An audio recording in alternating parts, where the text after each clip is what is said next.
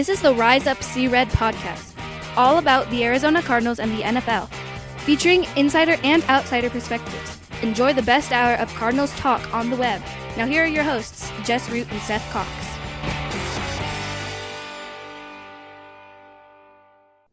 Hello, Arizona Cardinals fans, and welcome to the latest edition of the Rise Up See Red podcast, the best hour of Cardinals talk on the web. I'm your host, Jess Root from cardswire.com. Arizona's USA Today's Arizona Cardinals site. My co-host is Seth Cox from revengeofthebirds.com, SB Nation's Arizona Cardinals site. He's got some inside sources. I've got media access. We're both big fans of the Cardinals and have been for some time. And this is show 195. It is our training camp preview. But it's a little bit more than just the training camp preview because, Seth, guess what? What happened? We don't have a David Johnson deal, but we have something that's probably as important as that. Yeah, and it just, came out of nowhere. We were waiting, obviously, the time had passed for Le'Veon Bell's deal to be able to get done, but we were waiting for a deal to get done, and we knew the numbers that Bell turned down. And so we were just waiting, like what was the holdup? And I think, something you and I covered on the last show, and it's something that we've talked about before. The holdup has always been the real money, the guaranteed money. How much money were these guys going to get? And Todd Gurley comes in and just absolutely flies by any number that you and I have even discussed. It was $15 million more in guaranteed money than you and I had even talked about that Todd Gurley ended up. And that's a huge number. That's a substantial number. And if you haven't heard what the numbers is, if you haven't run across that yet, Todd Gurley signed. Now, again, this is a 23-year-old Todd Gurley who still actually had 2 years left on his deal. So he had the original fourth year of his rookie contract this year. He has the fifth-year team extension for 2019, but the Rams signed him to a 4-year contract extension worth $60 million with $45 million in what they called guaranteed money, including a $20 million signing bonus. Absurd, crazy money. 15 million per year average for a running back on those 4 years. And what was it that you were telling me that the previous number for guarantees for a running back was it 18 point something? Is that what it was? 18.25 in terms of veterans. Obviously, previous rookie deals when it was absurd, and now even new rookie deals like Saquon Barkley's $31 million guaranteed were a little different, but veteran running backs, 8.25 was the number. That's crazy. And we'll see how this contract is structured, but we know that up front he's getting $20 million. There's another $25 million in guarantees. It probably kicks in. I would guess that first year that probably everything for the next couple of years. When I know next year's contract is guaranteed, kind of. It was probably locks in that for guarantee in probably 2020. I would guess, but we'll have to wait and see how it's actually structured because that becomes important. And why is this important? Because David Johnson, that's the other big news, because David Johnson, his holdout's done. So that was kind of a weird thing. He held out of mini camp, the only part he had to be at. He reported early. He was able to report, being a returning injured player, was able to report on Monday. He did so. And report, on social media, announced that he's back. He's putting his trust in his agency to get a deal done. Apparently, there have been positive strides taken to getting a new deal done. So I would anticipate, even in the absence of Steve Keim, that was the other news that we missed, is that Steve Keim suspended for 5 weeks after everything came down. And so they're still in contract talks, and I wouldn't be surprised if things happened in the next couple of weeks, because Always when it's happened. If you remember the last few years under Steve Keim, when do they announce contract extensions for players entering their final year? So you got Patrick Peterson, it happened. You had Tyrann Mathieu, it happened. You had Carson Palmer and Larry Fitzgerald, which were surprise ones where it happened. They take care of that during training camp. So the thing is now, what with that Gurley deal, how does that change things for Johnson and his people and with the Cardinals? Or perhaps, do you think maybe they knew this was coming down the pike with agents talking to each other? I think when you look at what has been tweeted out by Gurley, Le'Veon Bell, even David Johnson to an extent, it seems like there was conversations. It seems like they had an understanding of what their objective was. And the objective was simple: to reset the running back market. The objective was to change the financial aspects of where running backs were in the market. And, something you and I talked about before the show started, when you look at Todd Gurley's guarantees, and they're not actual guarantees, they're what they call practical guarantees, which means, it's like roster bonuses and workout bonus and just, kind of stuff that they can the non-salaries. Right. All the stuff that they can stuff into a contract. When you look at those, the 45 million number, all of a sudden it creates the running back equal to the top wide receivers in the NFL, the top cornerbacks in the NFL, and many of the top pass rushers in the NFL. For instance, Chandler Jones' deal with the Arizona Cardinals was for $51 million in practical guarantees. That was over 5 years, I believe it was. And so, when you look at those numbers, they're virtually the same as what Gurley got over 4 years. And so the numbers all of a sudden, they reset the market and understanding of what you have to pay running backs. And it goes to more of what Jess and I have talked about with the David Johnson, Le'Veon Bell situation. We hadn't really discussed Gurley because he still has 2 years. Right? Like, this came out of nowhere. This, we knew that was going to happen. We figured that it would be next year. We always thought it was either going to be Bell or Johnson that reset this market.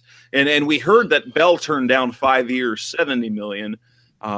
That's the report that came out. 5 years, $70 million he turned down. And so, and with that coming out, you had to think that's kind of the target that Johnson's cap. Now that this before we say it, this is changing the running back market. This is changing the running back market for the top backs out there. But even more than that, I think it's changing the running back market for truly 3-down running backs. Yes, not top ball carrier running backs, but guys that are going to be 400 plus touch players.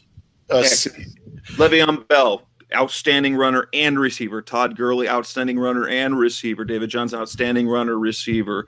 And we're going to see that's the type of running back. This is the new NFL. If you can't be just a bruising running back, they'll run you to the ground and go on to the next guy. The guys that are elite are the pass catchers as well. Saquon Barkley is going to be the same way.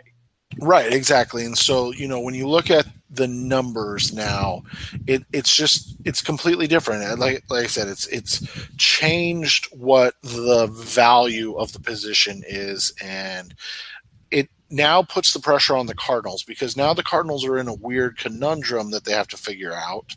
And it's something that we'll discuss further along, but the Cardinals have to figure out now, okay, are we going to pay David Johnson, or are we going to risk creating a very uncomfortable relationship with David Johnson over the next 3 seasons? And it's a real conversation that's going to be had because when you look at the practical guarantee of $45 million, the Cardinals can basically keep David Johnson's rights for the next 3 seasons basically 1 year at a time, and it's going to end up costing them less than 35 with all these new numbers that are coming in. It's still not going to get to 45.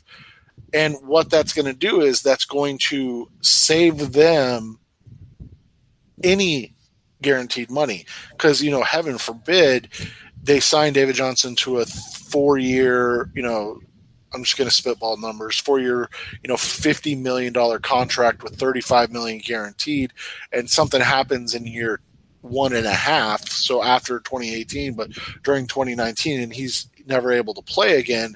Well, they're still on the hook for basically $20 million in guaranteed money. Whereas if they let him play out his $1.8 million this year on the last year of his rookie deal, and then they go and franchise him, probably going to be right around 13, 14 million with these new running back numbers. And they franchise him, and then he makes it through that year, and then they franchise him at 15, 16 million. And guess what? Well, they're done. And he's 30 years old, and they don't really have to make a long-term decision or commitment. And so that's going to be a conversation and a question that they're going to have to answer probably fairly quickly too, I would assume. Yeah, that's true. And I'll just in case you're wondering, all reports are the Cardinal side, they want him to stay a Cardinal. They want to have him here long term. David Johnson said the same thing. He wants to stay here. He said the team wants him there for a long time. So how I see this going, a long-term deal gets done. And in fact, it would set an uncomfortable precedent, because anytime they've had a core player, and there is no doubt that David Johnson is a core player entering, who's still in the prime of his career, they have never let one of those players, with the, I'm going to go with the one exception. That was when they traded for Chandler Jones, they didn't lock him up immediately. That was different because he hadn't been with the team. They didn't know what he could do. So they didn't know truly if he was a core player or not. They've always taken those players and extended them. They've not let them get to free agency. Calais Campbell they did, but remember, 30 years old.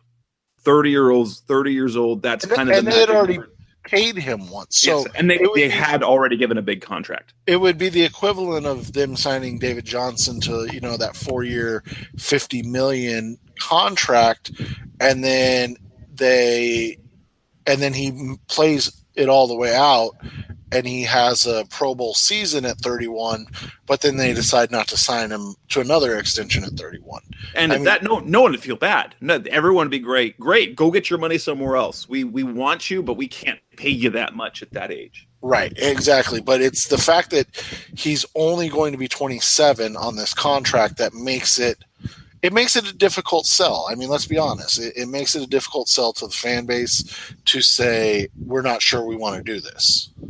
Right. And so I think it happens, but I think the numbers we're going to probably have to see. I don't think we're going to get quite as close. Obviously, Todd Gurley had a higher starting point and is younger, so they can put more money there.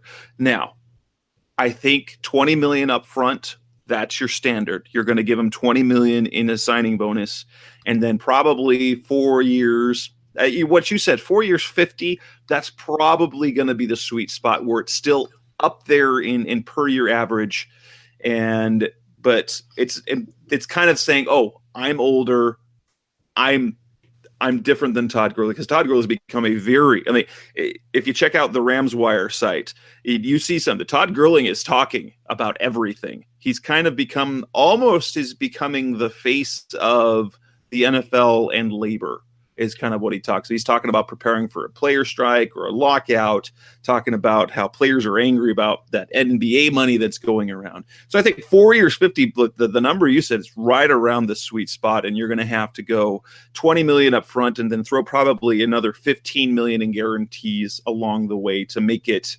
You might have to go, probably $35 million in practical guarantees, which is, and you end up having to that 4-year deal. It's structured probably like the Tyrann Mathieu contract, where you reevaluate it after 2020 and you see what the deal is. Well, and after 2020, he'll be 29 years old. Right. So it'll be a very comfortable situation for the Cardinals to make a reevaluation of it. I mean, at that point, they'll be able to say, look, you've kind of tailed off, or look, we want to extend you another 2 years on top of this to 32, and we'll give you some more guaranteed money, and obviously from the Cardinals' perspective, kick the can down the line a little bit too, to give them some salary cap room. So it's the conversation that'll be had, and that's where you want to be if you're the Cardinals. You want to give yourself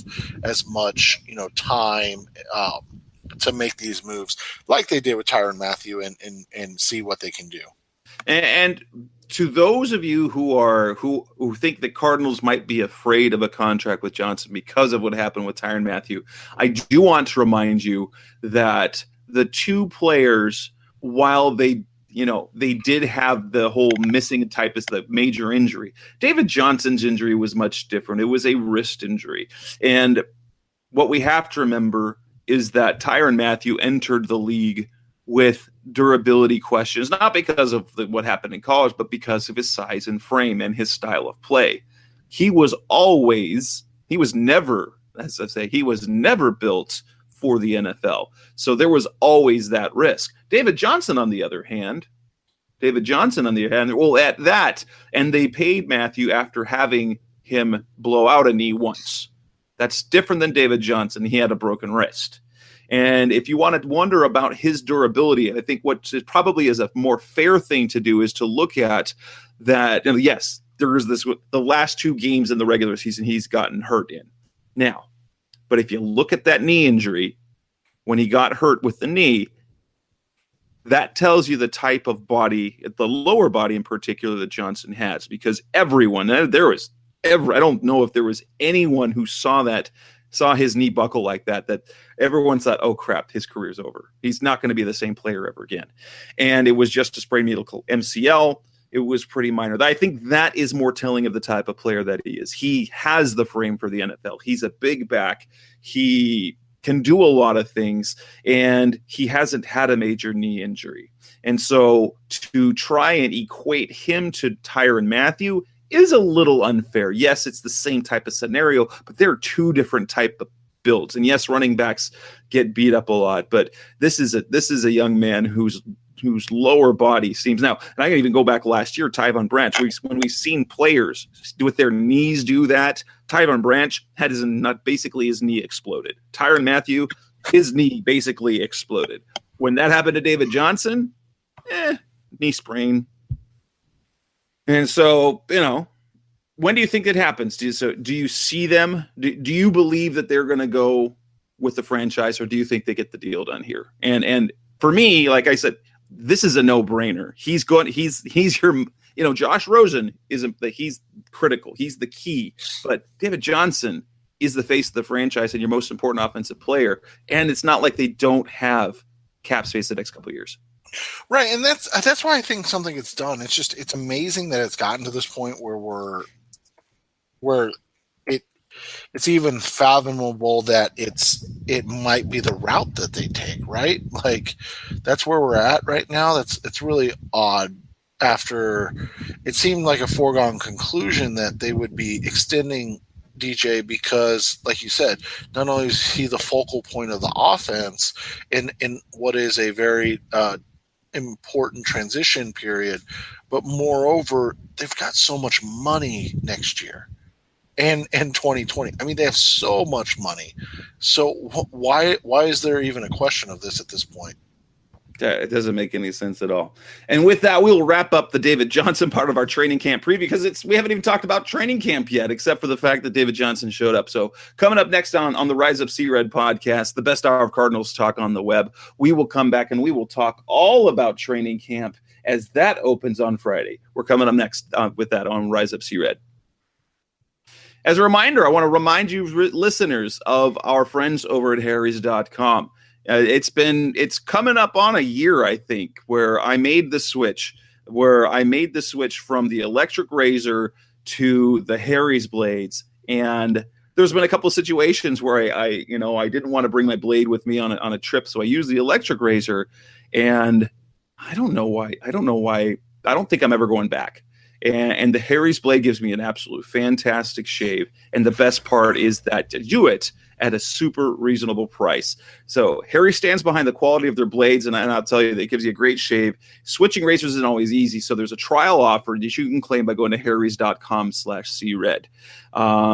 The deal of the offer is this. You get the $13 value trial set. Doesn't cost you a thing. It comes what you need for a close comfortable shave. You get the handle. You get a 5-blade razor to test it out. You get the shave gel. Oh, it smells great. It's fantastic. And a travel blade cover. You get all that. Test it out. The quality is guaranteed. It's half the price of other blades. So if you like it, $2 a blade.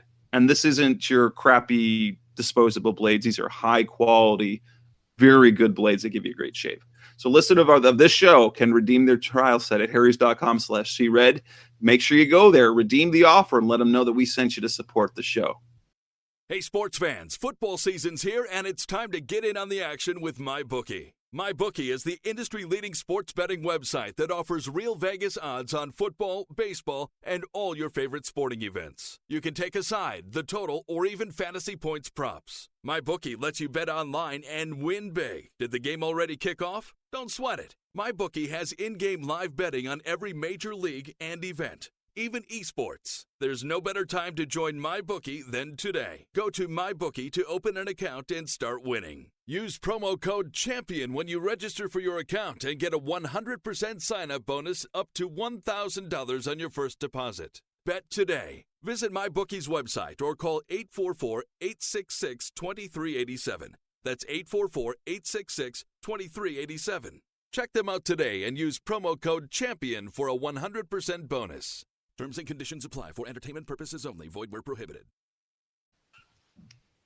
We're back on the Rise Up Secret podcast, the best hour of Cardinals talk on the web, and it's time for training camp.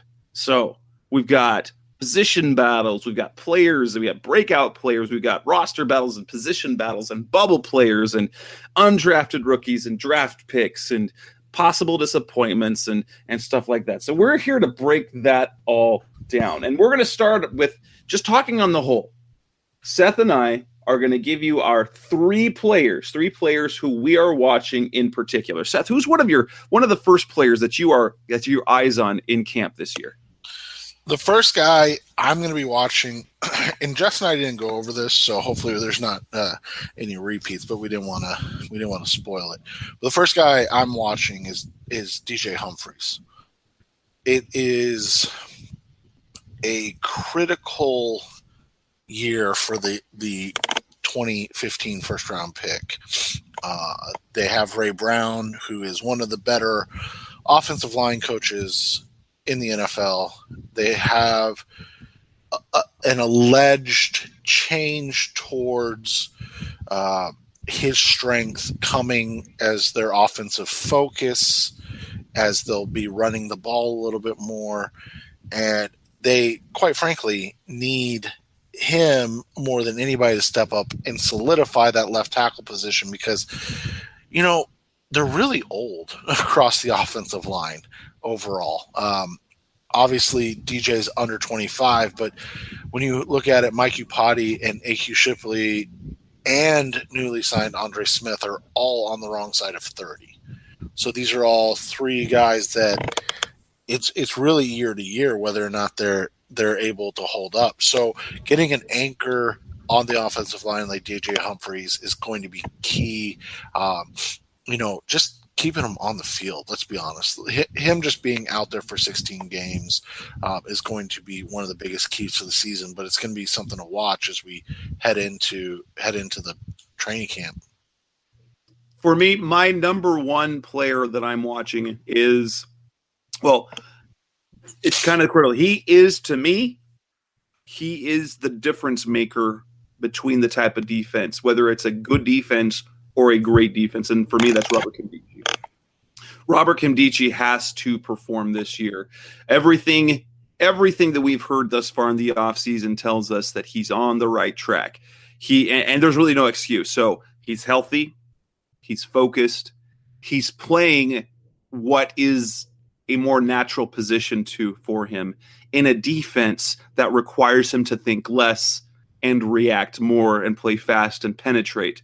And remember, he was buried behind Olsen Pierre. That's an interesting story that we've got. Olsen Pierre, who was kind of taken a step back a little bit, and he became a very disruptive play. But Robert Nkemdiche is the guy that I'm watching. He's got to stay healthy, and this is the year, if he's going to do it, who could be a breakout player, who can be that disruptive force, because they got the stuff on the edge. You've got Chandler Jones. If you get Nkemdiche disrupting in the middle, that's going to make those linebackers' job so easy. And yeah, I mean, it's bad that 3 of our first 4 are going to be former first-round picks. But that's the reality of where we're at with the Cardinals right now. And so my number 2 guy is the guy that's going to be kind of lining up behind Nkemdiche, and that's Deone Bucannon.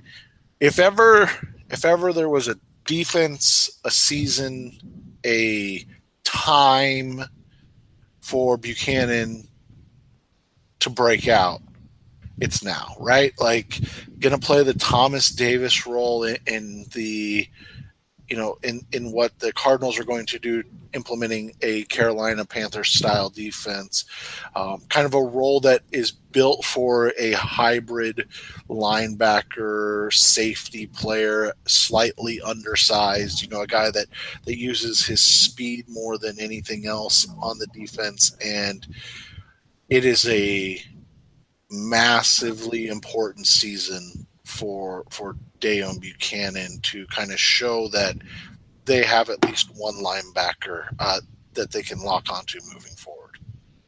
For me, player number 2, and this is for me, it might be I got my eyes on Bryce Butler, because he's gonna show up on one of my other lists later on. The Cardinals need something to happen at that number 2 wide receiver spot. Bryce Butler, who has been the perennially underperforming player, again, the stat is, hasn't had a 400-yard season since high school. He's not a rookie in this league. I believe what this is year. He's got 5 years in the league already, plus his years in college.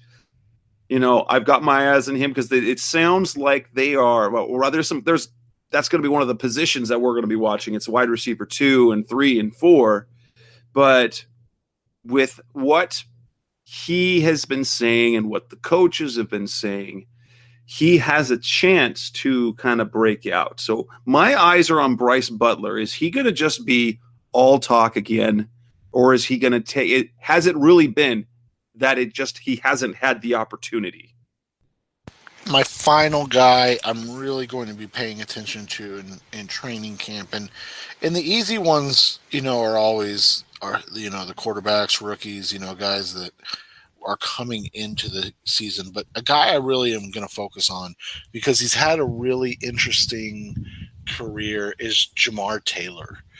The Cardinals desperately need people to establish themselves in this secondary. Obviously they have Patrick Peterson, but they're going to find out a lot about Budda Baker. They're going to find out, what Antoine Bethea, another 30-plus-year-old, Bethea is 34. They're going to find out what they have in Brandon Williams finally. But Jamar Taylor, he's done it before. He's been successful in a zone-based scheme before, and that's what the Cardinals are going to hedge more towards. And does that create for him another successful season and kind of extend his time in Arizona? Because he's on one of those deals that Jess talked about earlier, that guess what, the Cardinals are going to come to the table with him at the end of this season and say, all right, that year was fun, good luck in free agency. Or they're going to say, hey, we got a guy that played well for us that's under a pretty cost-contained contract the next 2 years. Let's keep him on because he's young and he played well at cornerback, a position that we've struggled to fill, obviously opposite Patrick Peterson, for more than a year at a time. So it's going to be really interesting to see where they play Taylor. Is he going to play in the slot? Is he going to line up on the boundary? How are they going to utilize the asset that is Jamar Taylor, and does he step up to the plate? For me, my last player that I've got my eye on, I think everyone has their eye on him, and that would be Josh Rosen. It's to me, I'm unsure how much of a quarterback competition there's actually going to be. Like I've said, I've been on the record many times. I think this competition, quote, we have with air quotes, competition is competition, but I see it being more like the Drew Stanton, Blaine Gabbert. It's going to take something extraordinary from Rosen, not only on the field, but in the locker room, to change the perception that's already there, that Sam Bradford is the starter. But I still want to see him play, just like we all wanted to see Blaine Gabbert play. And we all said, okay, and we said on this show, hey, he should look like the best player on the field because we'll be playing against third stringers. And he did for the most part. So Josh Rosen will, I don't know, I would imagine that they're going to give him reps in the preseason against twos rather than ones, because if you have a starter, this is the perfect way to let your rookie look good, is to play him against the twos. But I've got my eyes on him because what do we want to see? We want to see some promise and some hope, and that is critical going forward. Show some hope. It is.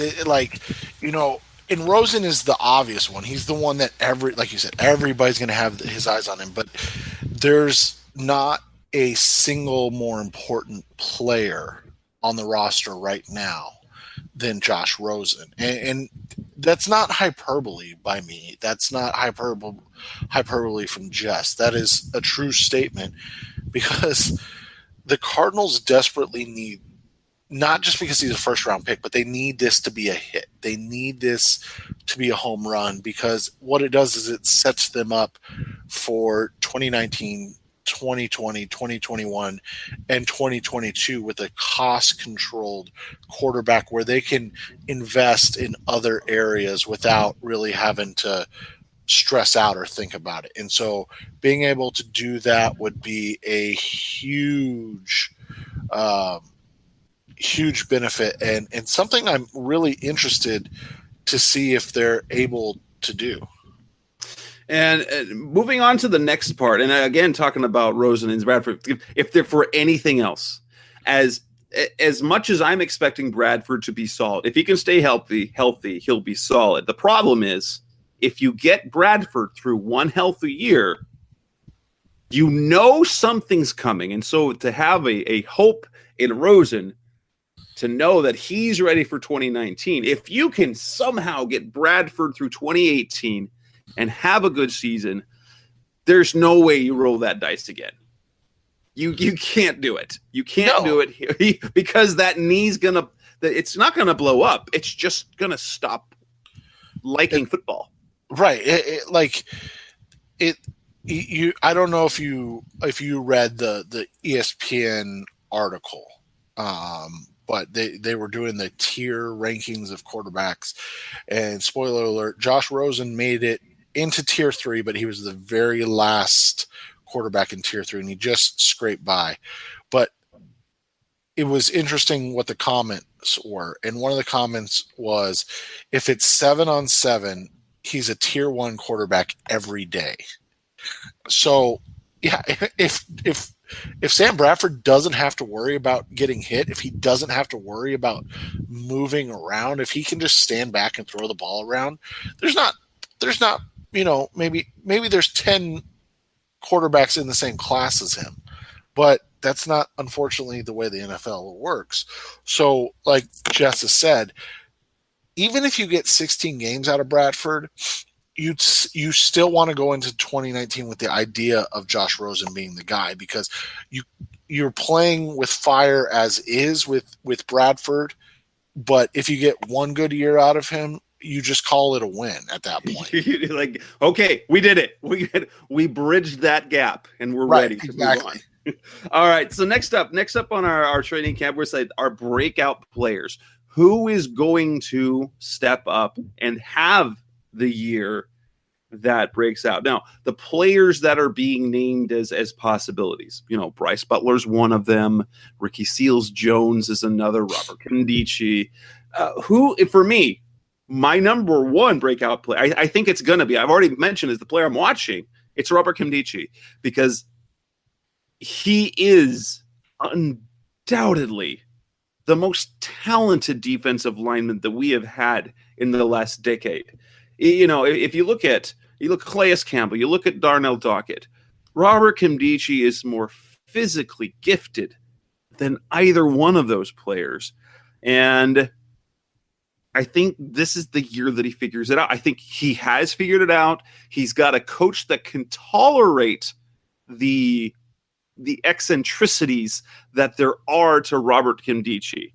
And I think that might have been part of the problem. While Bruce Arians loved him, I don't think he loved the guy as much. He was less tolerant of off the field Condici.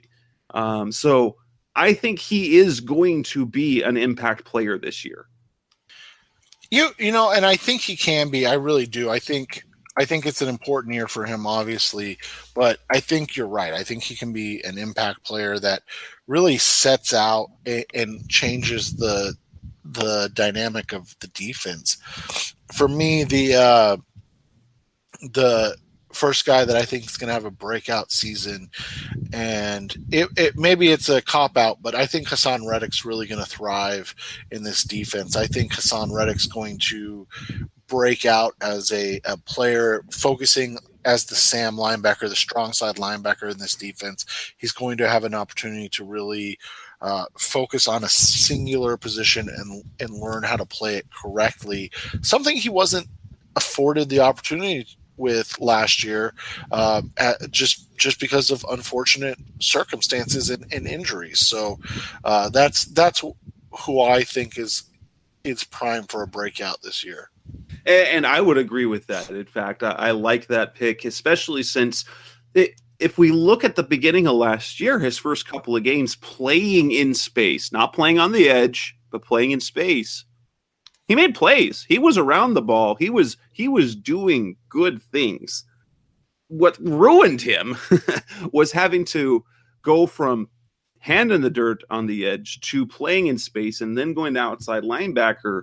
He just wasn't ready for that. And even though the pass rushing skills are there, I think this defense and this linebackers coach and this defensive scheme is going to, in the fact that he's played linebacker now for a year, he's going to know more. He's going to be more than just an athlete. He will be a better trained. He will be an athlete who knows a little bit about linebacker. If we not quite like Brandon Williams did look lost at cornerback, I think Hassan Reddick will look like he'll kind of look like he's supposed to this year.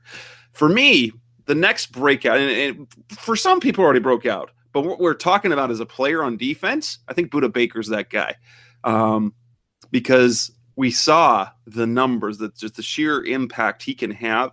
Tyvon Branch was having what Bruce Arians believed was a Pro Bowl type year. He didn't think he'd make the Pro Bowl, but he believed that what he was doing was Pro Bowl production. And the second he left the lineup and Budda Baker went in, guess what? He put up numbers that Tyvon Branch never did.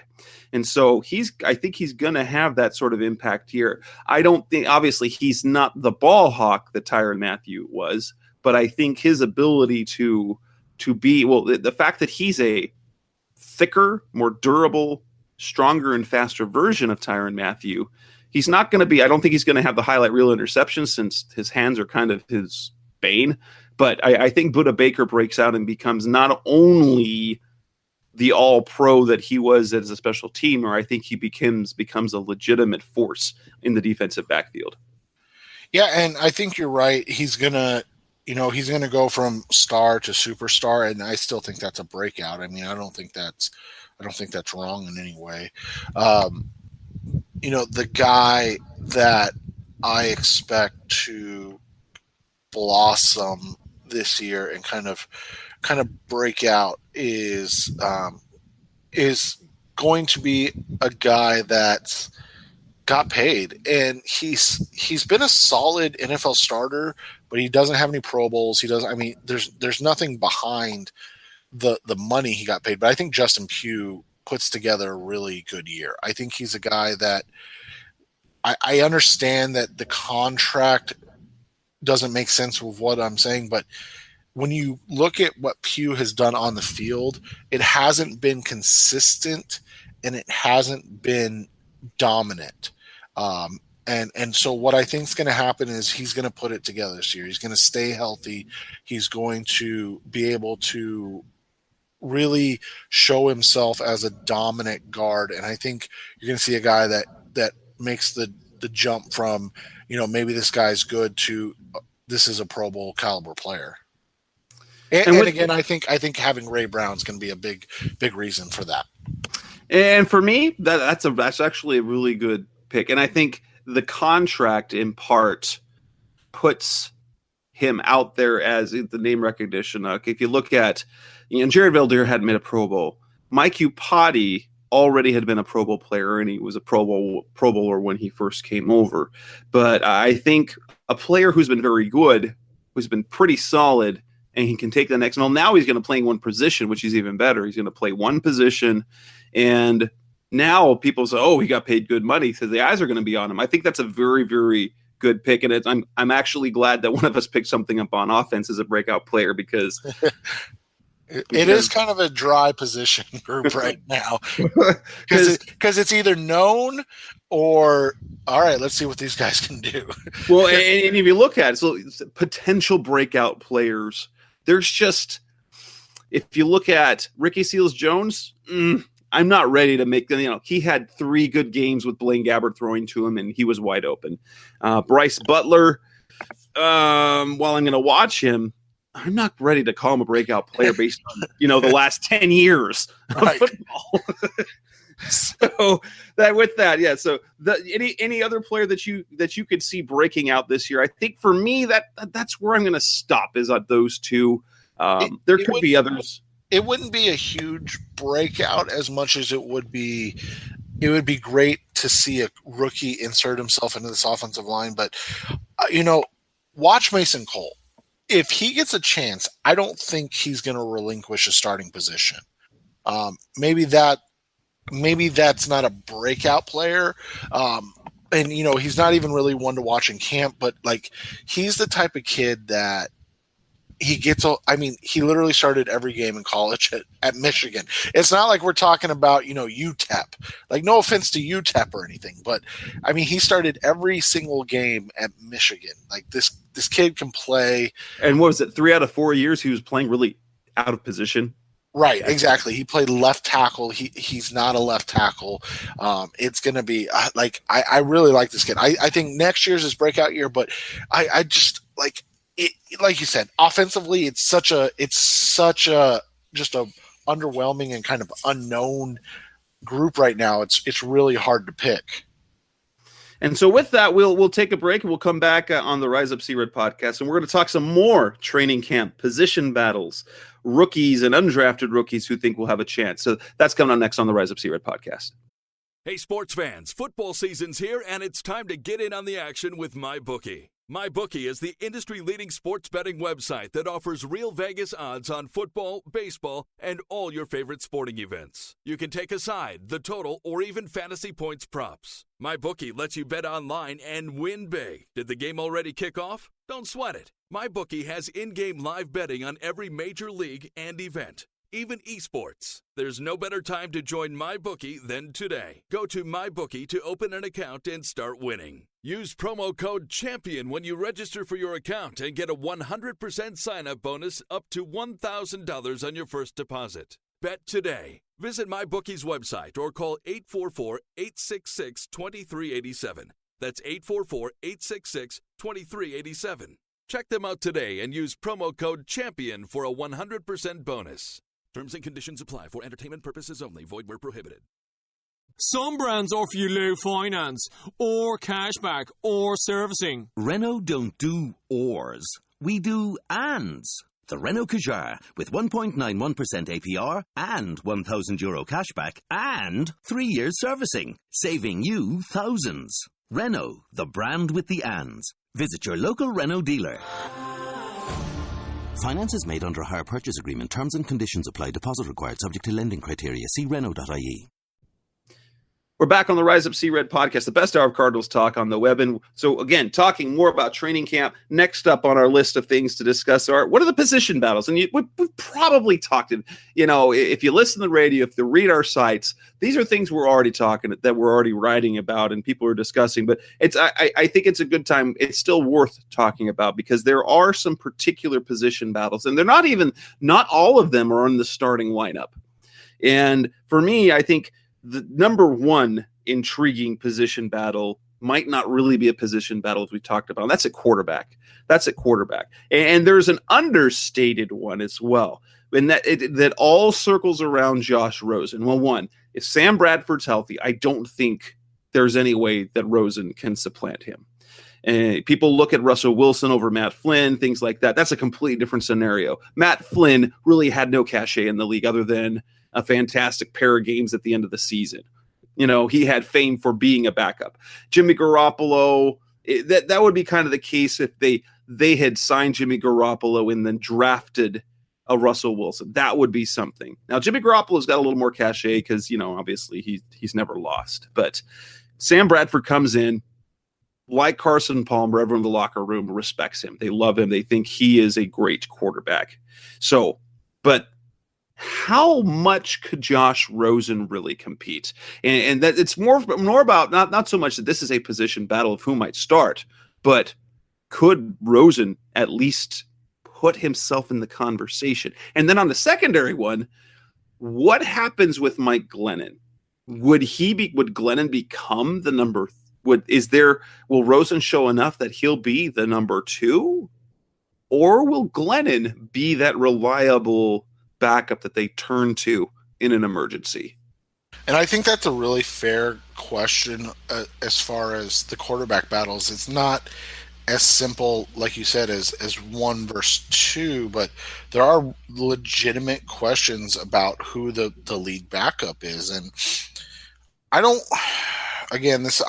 without sounding, too hyperbolic or dramatic or anything like that, I'm going to be super disappointed if Josh Rosen isn't the lead backup. Aren't you? I look at it and I'm wondering, who's going to be the? That's the thing I'm kind of torn behind. So I see them two kind of being backup A and backup B. Like if there's a game scenario, so this is where I'd say, okay, I probably am going to have Mike Glennon as my backup at least early on in the season. And then he comes in the game, at least say that's the first quarter of the season, if they need to get through a game. So not to throw Rosen, who will have fewer reps and all that sort of thing. But if Bradford gets hurt in game 1, game 2, game 3, Glennon finishes that, maybe Rosen's the guy that gets the start the next week, giving with the, kind of the one would be Glennon would be more for coming into the game to finish the game, as he's probably more adept at managing a game and getting through a game with limited reps. While Rosen, he'd be the one you'd want to start. At least that's in my mind. That's kind of how it would work, at least early in the season. So the position battle that I'm really, and I talked about it earlier, but I'm really intrigued in is obviously Jamar Taylor, Ben Wickery, and Ben Wickery. Ben Wickery. And Brandon Williams, right? Like, I guess. The ones, actually, let me see who. David Merritt, their defensive backs coach. They didn't even mention Ben Wickery because I think They're going to play him at safety, right? He might actually be their third safety. He might be locked in there right now since they didn't sign Trey Boston, unless something else happens. So he mentioned 4 names. He said Jamar Taylor. He said Brandon Williams. He said Lou Young, and he said Jonathan Moxey. Those are the 4 guys that David Merritt said on the Cardinals Underground podcast this last week. Jonathan Moxey is a fake name. You can't fool me, just root. But yeah, I mean, but honestly, it's Taylor and Williams, right? Like that's the battle that we're going to be watching because they traded for Jamar Taylor. He's had an established season of success in the NFL, and let's be honest, we're all just assuming Brandon Williams is a bust. I mean, that's the reality of the situation is that the Cardinals swung and missed on a 3rd-round pick.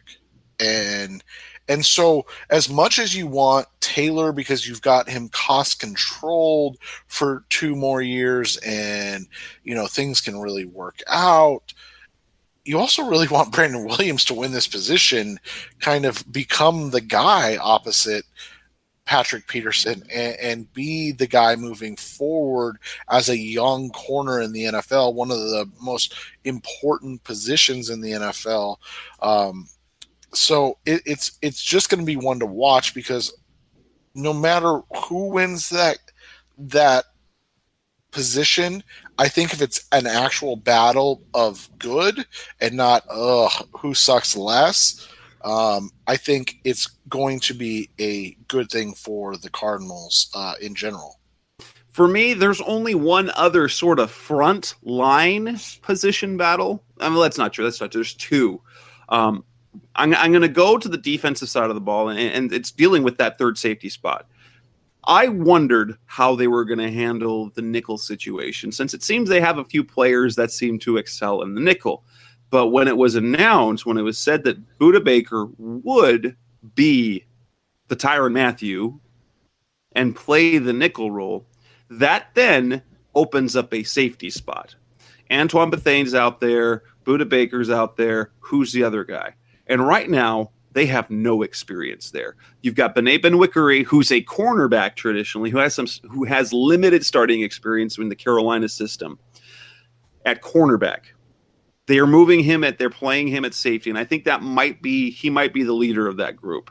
Then you've got Rudy Ford, their late round pick last year, a safety they thought was a corner, but now he's not a corner, he's a safety again. And then a bunch of undrafted guys. So I'm really interested to see how that plays out. If there's going to be, I don't know if can call it a Kime time sign. It might be a McDonough, a Terry time sign. Yeah, Terry time. That's what Walter at Revenge of the Birds wrote. It's Terry time. So, and you're right. It's one of those situations where you're waiting for that other shoe to drop, right? Like this is what we're going. I mean, if all the good of this defense looks like it has, then you're gonna take a part-time cornerback and turn him into your main safety. Because guess what? Here's the interesting. Antoine Bethea was not an every down player. He was listed as a starter. He was not. He was not an every down player, and that was one of the things that I had lamented more than anything about the Tyrann Mathieu thing is that now you're basically replacing 2 people because you're having to replace Tyrann Mathieu, and okay, so you're replacing him with Budda Baker, but now you're replacing Budda Baker with who? And then like you said, now and then when Bethea comes off the field, who are you replacing Bethea with? Or are you going to keep Bethea on the field more? So it was one of those situations where you're like, oh man, this is I trust. Which is why Trey Boston was perfect. Boston was perfect. And then he had to go and spout his mouth off and make this situation uncomfortable for everybody. So obviously the other position battle, that this is the frontline one. That's at the receiver spots behind Larry Fitzgerald. And that's just a mess. I don't know what that's going to be like, because you've got Larry Fitzgerald is clearly number 1, but who's your number 2, number 3, number 4? who's going to be number 2? You've got Chad Williams, who had his 3 catches last year, gave no one any sort of confidence that he's going to amount to anything. You got Bryce Butler, career disappointment thus far. You've got Christian Kirk, and that's putting it lightly. you got Christian Kirk, the 2nd round pick, but rookie receivers. It's how is that going to play out? And then you got JJ Nelson, and JJ Nelson represents everything that's been wrong with the receiver position for the Cardinals for the last 2 years. And JJ Nelson is a nice player, but he's already accomplished more than we ever thought. But he does represent every problem the Cardinals would have because, he had 10 receptions in the first 2 weeks last year, finished with 29. And so it comes down to a couple other positional battles for me. And one of them is maybe I'm making it up. Maybe I am, but I'm really interested what happens with the kicking position. Because it's understated, but it's there. Because it feels like Phil Dawson is just kind of written in there. But if Matthew McCrane can push that position, if he can win that job, that's a big chunk of money off. But it's also big in the sense that it gives you stability moving forward. We talked about it when they re-signed Andy Lee to that extension. You could potentially have your special teams unit locked down for the next 3 seasons. Well, because they signed Aaron Brewer to a 4-year deal. Yeah, and then, 4-year deal. Right, and then have Lee. So it's it's just one of those. Like I said, it's understated because it's kickers. I mean, who cares, right? Like we'll find a kicker. It's like a punter battle, but we remember what it's like when your punter is Drew Butler and everyone else that they tried to bring in, but then they do well elsewhere. So, yes. So it's great, especially because Dawson was bad and it was really interesting. Dawson was both bad and good last year. He didn't miss any kicks that really mattered, but he missed a lot of kicks and he did play well down the stretch. So he was both bad. It was an odds year because he was both bad and good. And then everything else for me, there's very understated depth battles that is interesting. How is the running back position going to play out? What's going to happen on the offensive line depth? Because you've got some recent draft picks in Evan Boehm and Will Holden, who are previous regime guys, but they drafted a Corey Cunningham. They drafted Mason Cole. Are you going to keep Mason Cole and Evan Boehm as depth? John Wetzel seems like he's probably, based on what he's done, probably deserves to be a lock. But what's going to happen at the depth of the offensive line? What's going to happen?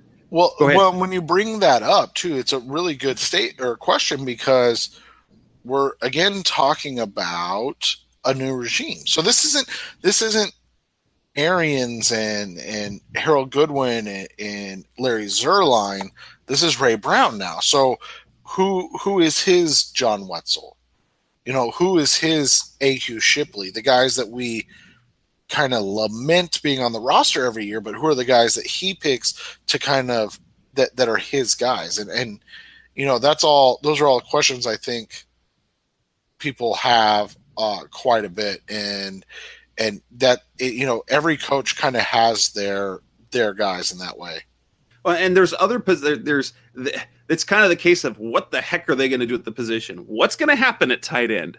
What's going to happen what's going to happen at linebacker behind the starters? You look at the linebackers. Okay, Jeremy Cash is probably locked. Scooby Wright maybe, and then kind of the secondary depth positions. You're like, there's a whole bunch of depth play where you're like, I have no idea how that's going to play out. And tight end is the biggest question mark for me because they have an injured Jermaine Gresham as their only established player. You've got Ricky Seals-Jones, who's got high hope. You've got they're hyping him up as a potential big time player, but he's only got 12 catches. And then you have a bunch of guys that you probably have never heard of because they've never done anything. Right. And when it comes to, depth at linebacker and defensive backs, something you and I have talked about quite a bit on other episodes, but what do they bring to special teams? And, how much can they help on special teams consistently? That's going to be a big question mark, because what is one of the things that you and I have lamented the last 5 seasons, and that's the play on special teams.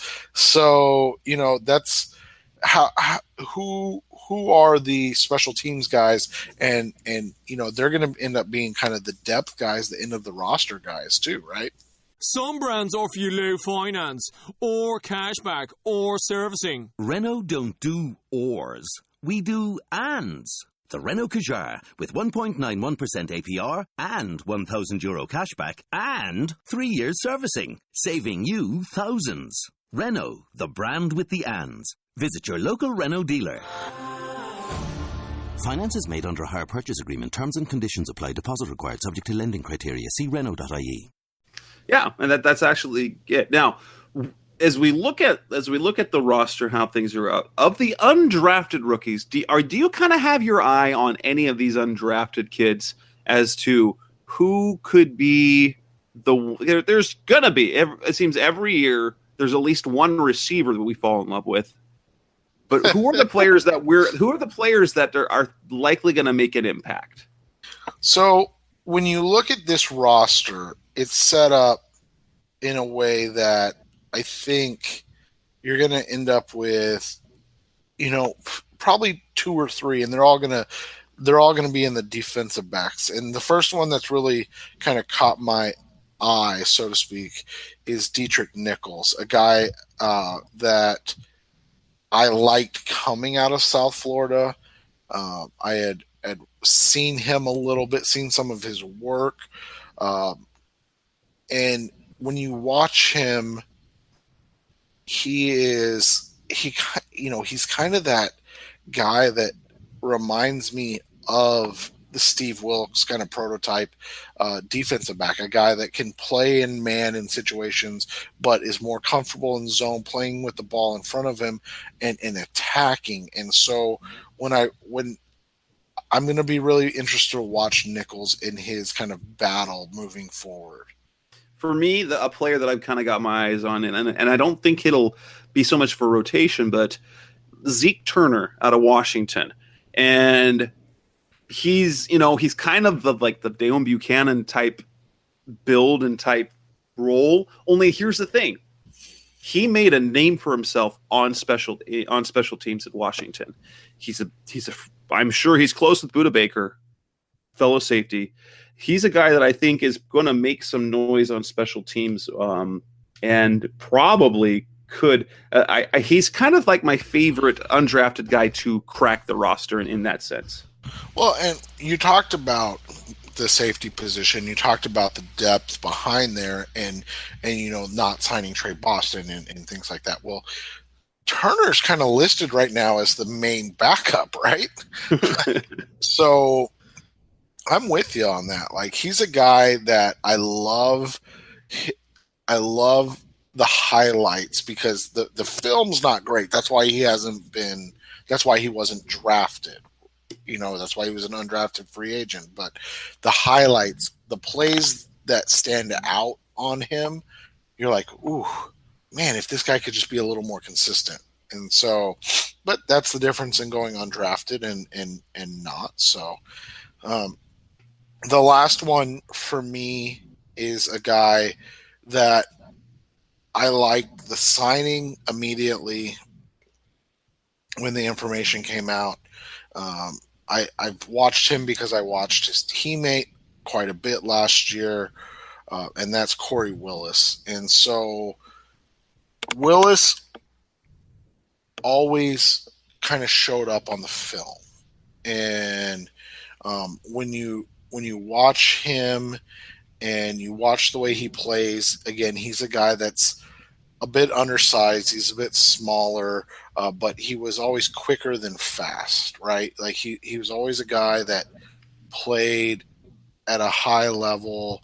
And those Central Michigan guys were a lot of fun to watch last year, and I think that he's going to be the wide receiver that everybody kind of falls in love with. I think he's going to end up on the practice squad. I really do, because I don't think there's a spot for him this year on this roster with the drafting of Christian Kirk. Well, and you do really unless Chad Williams is, and you really already have 4 wide receiver spots pretty set with Fitz, Kirk, Butler, and Williams, and even JJ Nelson. I don't know about him. If he's got the experience and he's got some talent there, but he also offers a dynamic that Will doesn't right now, and that's why I think Willis is like your prime practice squad candidate. I really do. At other positions, I don't know who it's going to be, and I don't know anything about these undrafted tight ends, but they have a potential to be there. I don't know much about him, but a name that I know that people were excited about a little bit is Alec James out of Wisconsin. I think, especially since their defensive end depth is kind of suspect. I mean, you've got Marcus Golden, you've got Benson Mayowa, but you're going to need someone else back there. So, I forgot that kid out of Germany. He's going to be fun to watch. That kid that's out of Germany is going to be fun to watch. I was going to let you pronounce his name. I didn't want to take all the. I don't even remember how to pronounce this, but Mbarak Djiri. Oh yes, Mbarak Djiri. That's right, Mbarak Djiri. So, but yeah, him or Alec James. I think there's a good chance that one of those two can find their way on the very back end of the roster.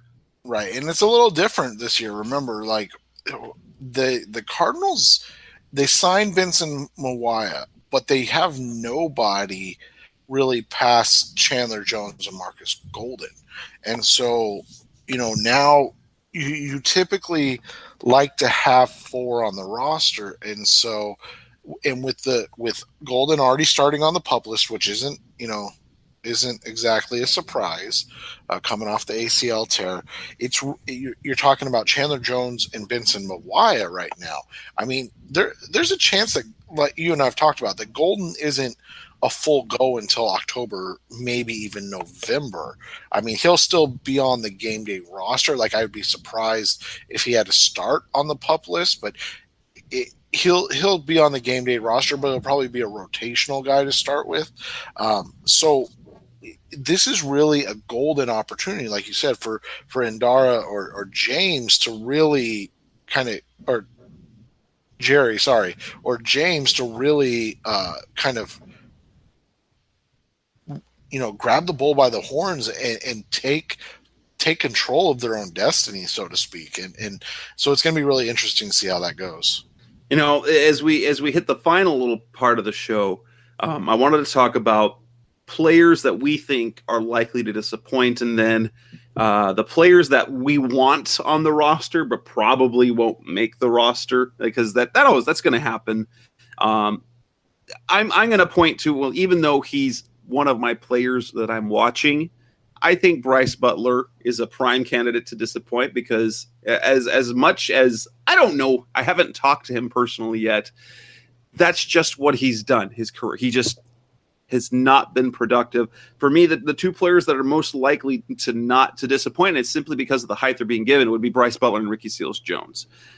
I don't know what to expect from Ricky Seals-Jones. It's still only a second-year playing tight end, and I don't know. I mean, he'll have opportunities to play. Those are the 2 players that I think are probably the most likely to not live up to what people are expecting out of them. Yeah, and I think both of those are fair. The guy I'm most worried about that's going to disappoint, and it's actually 2 guys, and they're the ones that are starting on the PUP list, and I'm just worried that Jermaine Gresham is going to be sapped of kind of what athleticism he have left. Remember, he's 30. It's not like he's a young guy that just tore his Achilles. He's a 30-year-old. He's had chronic back issues in the NFL, and now he's torn an Achilles. And then Marcus Golden was always a guy that relied really on his motor. He relied on being a relentless worker. And so I won't question whether or not either of them can come back and produce, but I just don't think that they're going to be healthy going into training camp. And so it's going to be kind of a slow process to start the season. And as we look at the last little bit, and that's players we want to make the roster but probably won't. There's two guys in particular for me. Elijah Penny is one. He made great strides. He showed some promise. But right now, he seems to be behind everyone on the depth chart. So he's not really playing running back. And so he's probably not going to make the team as running back. But they have a veteran fullback in front of him, and they have him kind of playing H-back tight end. So maybe the versatility helps him make the roster. But if you look at the running back, you're going to have David Johnson, you're going to have Chase Edmonds, you're going to have TJ Logan. So it's going to come down to, I think, and I don't think Sherman Beatty is a person. So he's a guy on the depth chart. So it's going to come down to DJ Foster and Elijah Penny. And in particular, DJ has gotten praise for his blocking by Steve Wilkes. And when you get down the depth chart at running back, you want someone who can play special teams. Foster can play special teams. He can do some returning. And you want someone who can also block. I want Penny to make the team because I like him, but I don't know if he's going to make it. Yeah, and that's a tough one because, like you said, he's a guy that's worked really hard for the Cardinals and done a nice job.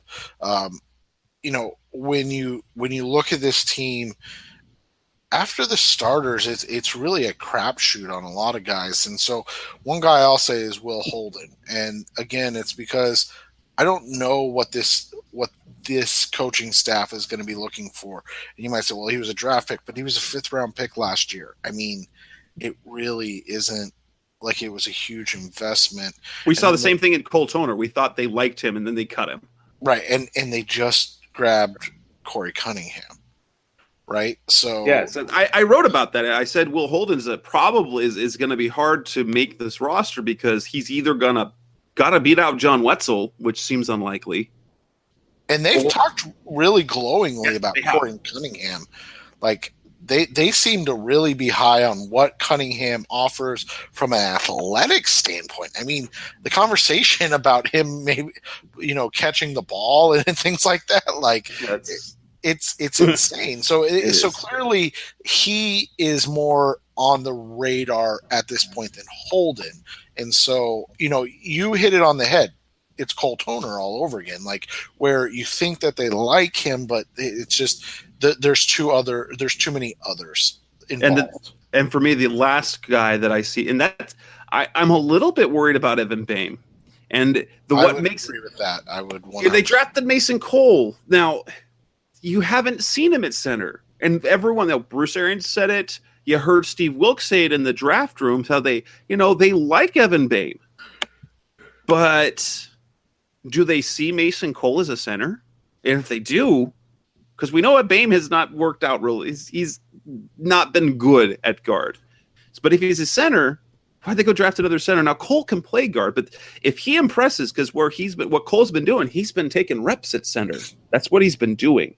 And so if he shows that he's ready to be A.Q. Shipley's backup, that could mean adios for Evan because can he step in and play guard? But they probably have better options to play guard as their backups. Right, exactly. And right now, Baines listed as the backup right guard. And as you said, Cole kind of looks like he's going to be the guy that takes the interior swing position. But if it's not Cole there, what about John Wetzel? And so, like you said, it's a thing. I agree with you there. And so you could be talking about 2 2017 draft picks off the bat being cut. I mean, yes, it's a 4th and 5th rounder, but that's less than ideal. You'd like one of those guys to stick in year 2. The final guy that I would like to make the roster, but I don't think is going to be an undrafted free agent. And that's why I didn't bring him up in the last conversation. That's Arias Moore, a guy that they've praised quite a bit actually this offseason. I just don't I don't see where he fits in this depth chart at this time. Like you said, it's going to be you're going to have Reddick, Bynes, and Buchanan, and then it's kind of wide open behind them. But Moore seems like he's pretty far behind others in terms of the special teams tier right now. Right. And with that, is there anything else that you want to bring up in terms of camp, in terms of programming? We will, since camp's bringing it in at the end of this week, we won't even see any pads on until if we were to record a show next week. So this is our last 2-week break. We're going to come back in 2 weeks, and then we'll be talking about camp and getting ready for preseason games, and we'll be back every week after that. Anything left in terms of camp that's worth bringing up before we come back in a couple of weeks? No, not right now. I mean, I think we're headed in the right direction. I'm excited to see how the first camp under Steve Wilkes turns out and really starts. All right, and with that, we will bid adieu. We'll say adios until next time. That's Seth Cox from RhythmsOfTheBirds.com. This is Jess Root from CardsWire.com, and we'll be back in 2 weeks with a new show talking about training camp and the preseason. Thanks for listening to the latest edition of the Rise Up, See Red podcast. Listen to previous episodes and subscribe to the show on Apple Podcasts, Stitcher Radio, Audioboom, or many other podcast platforms so shows are delivered directly to your mobile device. Please give the show a 5-star rating and always support the sponsors who support the show. We'll be back soon for the best hour of Cardinals talk on the web. Rise up, Red Sea, be Red, See Red, and of course, Rise Up, See Red.